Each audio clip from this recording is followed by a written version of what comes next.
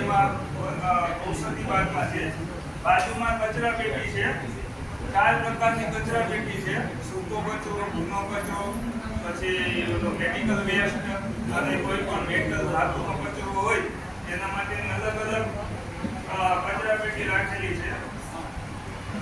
અને આખું સ્કૂલનું કમ્પાઉન્ડ એ પ્રમાણે બનેલું છે.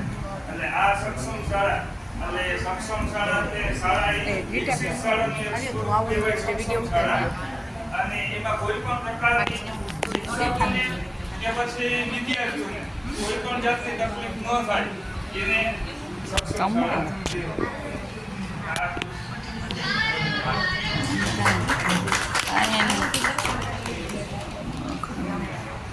આ ચિત્ર અમે દોરેલું છે. જોતા તમને તરત જ ખ્યાલ આવી જશે કે આ શાળા છે એ સક્ષમ શાળા નથી. પહેલા જ આપણે જોઈએ તો પહેલી જ નજરમાં આપણને તરત ખ્યાલ આવી જાય છે કે આ જે સ્કૂલનું અત્યારે ચોમાસાની ઋતુ છે, આકાશમાં વાદળા છે અને એ વાદળામાંથી સરસ મજાનો મુસળધાર વરસાદ વરસે છે. તો એ વરસાદના બધા ટીપા સ્કૂલના જે વર્ગખંડ છે એમાં અંદર પડે છે.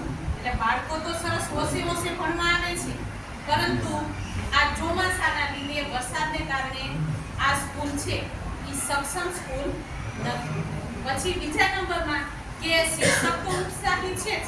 એટલે જો હર ઘર તિરંગા, ઘર ઘર તિરંગા, ઉપર તિરંગો લહેરાવ્યો છે, પછી બાજુમાં એક ઝાડ વાવેલું છે. પણ સ્કૂલની અંદર સંખ્યા એટલી બધી છે ને કે શિક્ષક બધી સૂચના આપે છે, છતાં પણ બાળકો ઝાઝા છે એને લીધે દરેક સૂચનાનું પાલન થતું નથી. ડસ્ટબિન રાખ્યું છે, બાળકો છે એ ત્યાં ડસ્ટબિનમાં કચરો નાખવાને બદલે પાન ફેંકી દે છે. એ દ્રષ્ટિએ આપણે જોઈએ તો એમાં પણ આ સક્ષમ શાળા નથી કહેવાતી. પછી આગળ જોઈએ તો આ શૌચાલય છે, એક જ છે. સંખ્યા ઝાઝી હોય અને જો શૌચાલય એક જ હોય તો એમાં બાળકોને આવવા જવામાં ખૂબ જ મુશ્કેલી પડે છે. પછી